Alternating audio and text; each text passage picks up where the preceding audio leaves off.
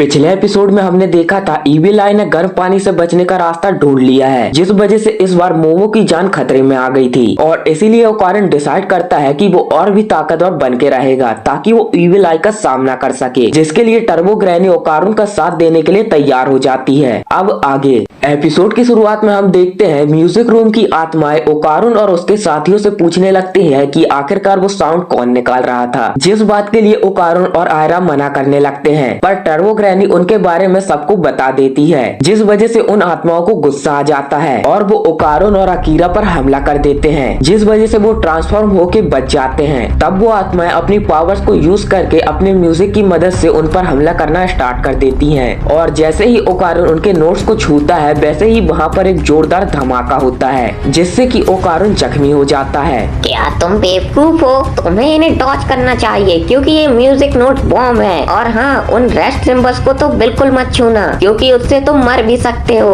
तभी वो आत्मा अपने म्यूजिक की मदद से वहाँ के सीन को चेंज कर देती है और फिर से अपनी म्यूजिक की मदद से ओकारुन और आयरा पर हमला कर देती है, जिस वजह से ओकारुन और आयरा उन नोट्स से बचने की कोशिश करने लगते हैं, पर नोट्स फिर से ओकारुन को छू लेते हैं, जिससे कि ओकारुन उड़ के दूर गिरता है। तभी उस ऑर्केस्ट्रा टीम का कंडक्टर म्यूजिक स्पीड को तेज करने के लिए कहता है और ओकारुन और आयरा पर फिर से हमला कर देता है, पर आयरा बड़ी ही आसानी से उन नोट्स को डॉज कर रही होती है। आयरा तो सच में बहुत ज्यादा औसम है, वो तो सच में उन सभी नोट्स को डॉज कर रही है। बेवकूफ, ये टाइम उसकी तारीफ करने का नहीं है, तुम्हें भी उन्हीं की तरह उन्हें डॉज करना है। तभी आयरा अपने बालों से उन म्यूजिशियन की आत्मा को पकड़ने की कोशिश करने लगती है, पर वहाँ पर इतने सारे नोट्स होने की वजह से आयरा उन तक पहुँच नहीं पाती। तब एक रेस्ट नोट ओकारुन को टच कर जाता है, जिससे कि ओकारुन एकदम से पॉज हो जाता है और वो म्यूजिशियन ओकारुन के ऊपर नोट्स की बारिश कर देते हैं और वो लोग आयरा पर भी हमला कर देते हैं, पर आयरा किसी तरह उनके हमले से बच जाती है। तभी ओकारुन फिर से नॉर्मल हो चुका होता है। आयरा तो सच में बहुत कमाल की है, पर मैं तो बहुत ज्यादा कमजोर हूँ। मैंने इतने सारे ओपोनेंट से लड़ाई की है तो मुझे लगा था कि शायद मैं थोड़ा सा तो ताकतवर हो ही गया होऊंगा, पर मैं तो बिल्कुल भी ताकतवर नहीं हुआ। अगर तुम्हारे पास यहाँ पर रोने का टाइम है तो जल्दी से यहाँ पर अपनी बॉडी को हिलाओ, जल्दी से रिदम को समझो। ये सारी चीजें ऐसे ही चलती रहेंगी और वो आयरा भी इन सभी को हमेशा के लिए डॉज नहीं कर पाएगी, तो इसलिए हमें जल्द से जल्द कुछ न कुछ तो करना होगा। तुम्हें इनकी परफॉर्मेंस को समझने की कोई भी जरूरत नहीं है, तुम्हें बस किसी तरह के म्यूजिक को याद करना है और उस रिदम को यूज करके अपनी बॉडी को मूव करना है। तुम्हारे लिए ये कहना बहुत आसान है, पर मैंने आज तक कोई म्यूजिक नहीं सुना है। रुको जरा, हमने अभी अभी तो आयासे का म्यूजिक सुना था और वो मुझे इतना ज्यादा पसंद आया था कि मुझ में रिदम आ गई थी। यहाँ पर आयरा अभी भी उन नोट्स से बचने की कोशिश कर रही होती है, पर अचानक से वो जमीन के नीचे धंस जाती है, जिस वजह से वो म्यूजिशियन आयरा पर हमला कर देते हैं। पर तभी ओकारुन आयासे की म्यूजिक परफॉर्मेंस को याद करके रिदम में आ जाता है और आयरा को बचा लेता है। तब म्यूजिशियन फिर से ओकारुन पर हमला कर देते हैं, पर रिदम में आने की वजह से ओकारुन पहले से ज्यादा तेज हो चुका होता है, जिस वजह से वो उनके नोट से बचना स्टार्ट कर देता है और इसी वजह से आयरा उन म्यूजिशियन के कंडक्टर को मार गिराती है, जिस वजह से वो वापस फोटो में चेंज हो जाता है। तब कंडक्टर के जाने की वजह से उन सारे म्यूजिशियन की रिदम भी टूट जाती है, जिस वजह से वो सभी लोग अपना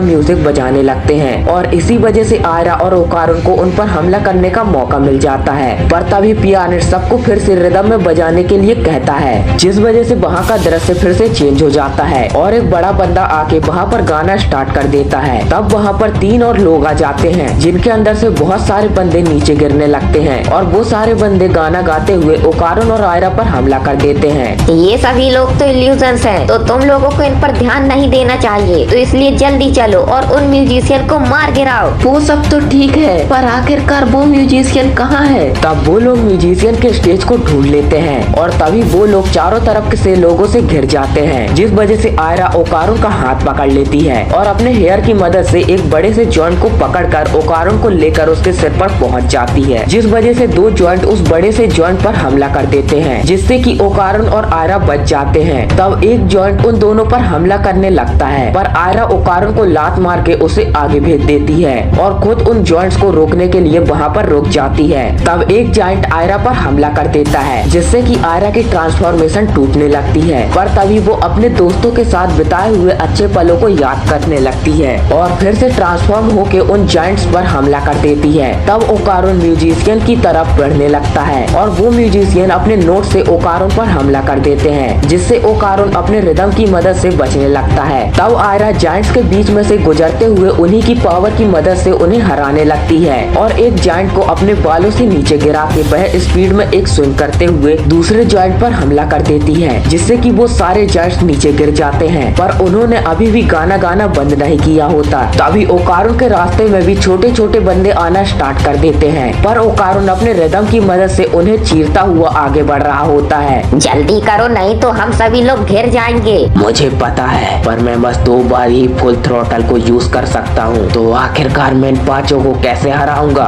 तुम्हें बीट 5 स्विचेस को यूज करना होगा। तब वहाँ की नोट्स को देखकर ओकारोन को समझ में आ जाता है कि उसे एक बीट में 5 स्विचेस को कैसे यूज करना है, और हम देखते हैं वो अपनी स्पीड को बढ़ा के एक ही बारी में उन पांचों म्यूजिशियन को हरा देता है, जिससे कि वो सारे लोग फिर से पिक्चर में कन्वर्ट हो जाते हैं और ओकारोन और आयरा दोबारा से म्यूजिक रूम में वापस आ जाते हैं। आयरा, क्या तुम ठीक हो? ये सिर्फ तुम्हारी वजह से ही है कि आज मैं उन्हें हरा पाया, तो इसलिए तुम्हारा बहुत शुक्रिया। तब ये सुनकर आकिरा शर्माने लगती है और एकदम से फ्रीज हो जाती है। ये सब कुछ मेरे लेक्चर की वजह से हुआ है, तो तुम लोगों को मुझे थैंक यू करना चाहिए। तब ये सुन के आयरा टर्बो ग्रैनी की बेइज्जती करने लगती है, जिस वजह से वो दोनों फिर से लड़ने लगते हैं। टर्बो ग्रैनी, तुम्हारा भी बहुत बहुत शुक्रिया। तुम्हारी वजह से मैं ये समझ पाया हूँ कि रिदम कैसे कहते हैं। आप ज्यादा भी हवा में मत उड़ो, क्योंकि अभी तुम्हें सिर्फ ऊपर ऊपर से ही समझ में आया है। मेरी पावर तो इससे कहीं ज्यादा पावरफुल है। तब आयरा उन म्यूजिशियन के भूतों के बारे में पूछने लगती है। तब टर्बो ग्रैनी बताती है कि वो बस कुछ विचार हैं, जिन्होंने बस डर की वजह से दोबारा से शेप ले ली है, और अगर वो लोग 2 बजे आके यहाँ पे पियानो बजाएंगे तो वो म्यूजिशियन वापस आ जाएंगे। पर उन्हें इस चीज का ध्यान रखना होगा कि अगर वो लोग उनके साथ लड़ते हुए मर गए तो वो असली में भी मर जाएंगे, जिस वजह से ओकारोन और आयरा वहाँ पर वापस आने से मना कर देते हैं। पर एक सेकंड टर्बो ग्रैनी, आखिरकार तुम्हें स्कूल के भूतों के बारे में कैसे पता है? तब टर्बो ग्रैनी कहती है, वो इस वजह से है क्योंकि मैं हमेशा तुम लोगों को मारने के बारे में सोचती रहती हूँ। तभी टर्बो ग्रैनी गलती से उतरते हुए पियानो पर पैर रख देती है, जिससे कि वो म्यूजिशियन वाले भूत वापस आ जाते हैं। तब हम यहाँ पर मोमो के घर को देखते हैं। हमें हयासी बैंड को दोबारा से बुलाना चाहिए। ईविल आई हम लोगों को रोकने के लिए पक्का कुछ न कुछ कर रहा है, जिस वजह से हम उसे नहीं रोक सकते, और अगर हम लोगों ने उसे ऐसे ही खुला छोड़ दिया तो कोई न कोई जरूर मारा जाएगा। जीजी, तुम नहीं चाहते ना कि मास्टर और मोमो मरे, और अगर ऐसे ही चलता रहा तो तुम कभी भी अपने पेरेंट्स को नहीं मिल पाओगे, जिस वजह से हम लोग कल एक्सोरिज्म को परफॉर्म करेंगे, और मैंने इसके लिए हयासी बैंड को पहले ही बुला लिया है। रुको जरा,